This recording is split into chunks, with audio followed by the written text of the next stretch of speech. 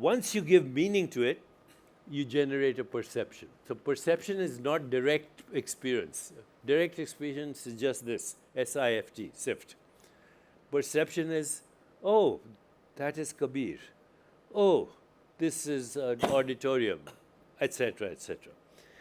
You know, when I was in medical school, by the way, not long ago, in Delhi, in All India Institute of Medical Science, there was a Nobel Prize that was given to two scientists who developed actually an experiment to show that perception is learned experience, So you take a group of kittens and you put them in a room that has only horizontal stripes, then these kittens will grow up to see only a horizontal world.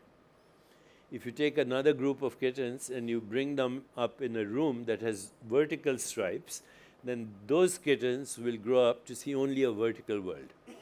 Is the world vertical or horizontal? For these kittens, it is. And when you look at their brains, the neural connections reinforce the experience they had as kittens. So every experience you're having right now was programmed into your consciousness the moment you got a name. The moment you were said, okay, this is Deepak, this is Milind, now we begin perception. This is a tree, this is a river, this is a cloud, this is this. All there was sensations, images, feelings, and thoughts, and you were part of that whole thing.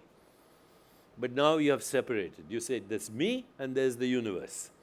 Subject-object split has started, which Krishnamurti was famous for saying the observer is the observed. Nobody got it.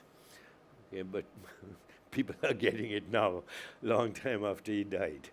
So direct experience of color, you can see this. I've already said this, so I won't repeat it.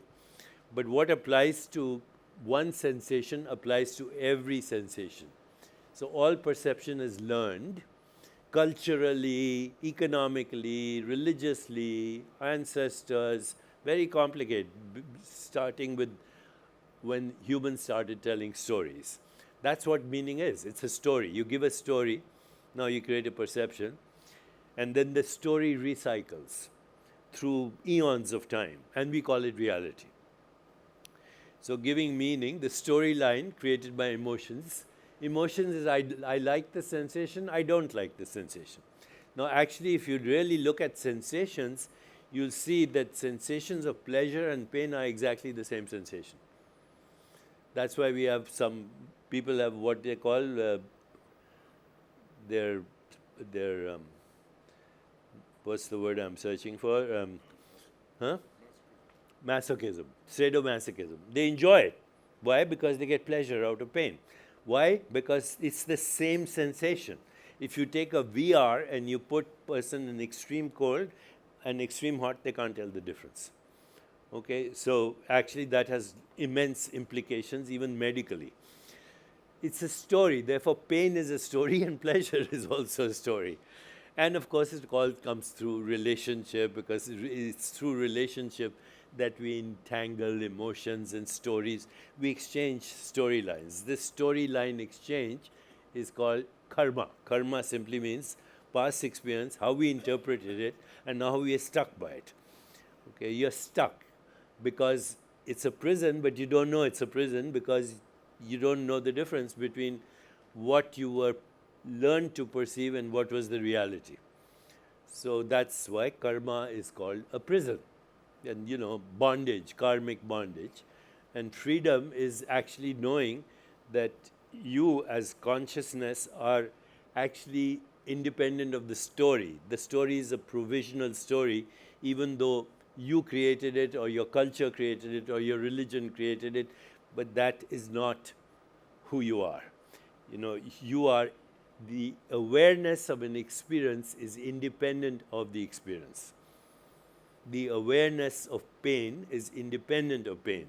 The awareness of pleasure is independent of pleasure. The awareness of any story is independent of the story.